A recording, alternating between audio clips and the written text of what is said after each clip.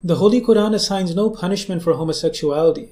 Rather, it assigns a punishment for publicly displaying acts of homosexuality. This is why the Holy Quran requires that 5 people have witnessed that act. That means that the accuser and 4 witnesses along with that person. Allah Almighty says in chapter 4, verse 16 to 17, "And those of your women who are guilty of lewdness, call to witness 4 of you against them. And if they bear witness, then confine them to their houses until death overtakes them, or Allah open for them a way. And if 2 men from among you are guilty of it, punish them both. And if they repent and amend, then leave them alone. Surely Allah is oft returning with compassion and is merciful." These verses speak of homosexuality, which is separate from the crime of a public display of fornication or adultery, which is mentioned elsewhere in the Holy Quran. These verses assign temporary house arrest for women and a punishment to be determined by society for men.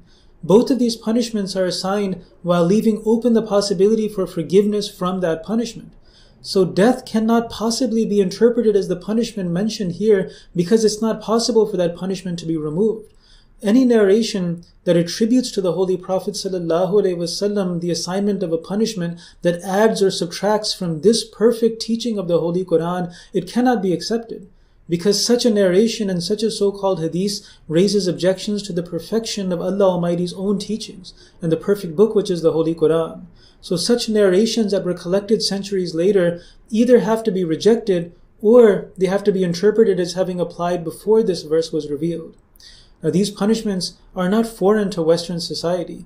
Rather, public displays of heterosexual or homosexual sex is punishable by law. It's something that is a criminal offense. Western society itself imposes these laws on the basis of morality. If a person is seen in public, in any public place, if he's naked or if he's engaged in sexual intercourse, then he or she will be arrested by the police. Now, if such a defendant were to say, and they were to object to court, and say that these laws that Western society imposes on me, they're being oppressive, they're an imposition of morality onto me that I don't believe in, then what response could critics of Islam have to such a person that doesn't end up supporting the teachings of Islam itself? So in principle, both Western society and Islam enforce a basic standard of modesty. There's only a difference in degree, in that Islam promotes a higher degree of modesty. Some people object to Islam's teachings on homosexuality, saying that it's oppressive to restrict sexuality.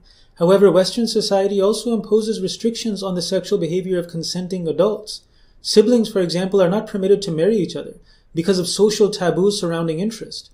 Nowadays, with the possibility of inbred children having been overcome, with the ready availability of contraception and abortion, so there's no empirical or secular reason why brothers and sisters should not be allowed to celebrate an intimate love through the bond of marriage. In fact, the German Ethics Council recommended the decriminalization of sex between adult siblings. So those who believe that incestual marriage should be celebrated in society object to the restrictions that Western society places on sexuality because of morality. So while many parents may have no problem if their son tells them that he's homosexual or if their daughter tells them, but few parents would have no problem if their son and daughter came to them and said that they're sexually active with each other and they want to celebrate their love by getting married. So what answer could those who object to Islam's restrictions on sexuality give to these people that doesn't end up contradicting their own objection to restricting sexuality? The end of the day reality is that there is no scientific reason why brothers and sisters should be prevented from getting married to each other in this day and age. But still, it's something that society imposes as a moral rule on many sections of our society that may not agree with it. So morality is something that is part of the criminal law here in Western society. So this is not something that is foreign to us as a culture, as a society at all. In principle, both Western society and Islam place restrictions on sexuality for maintaining a basic standard of morality. There's only a difference in degree, in that Islam promotes a higher degree of morality.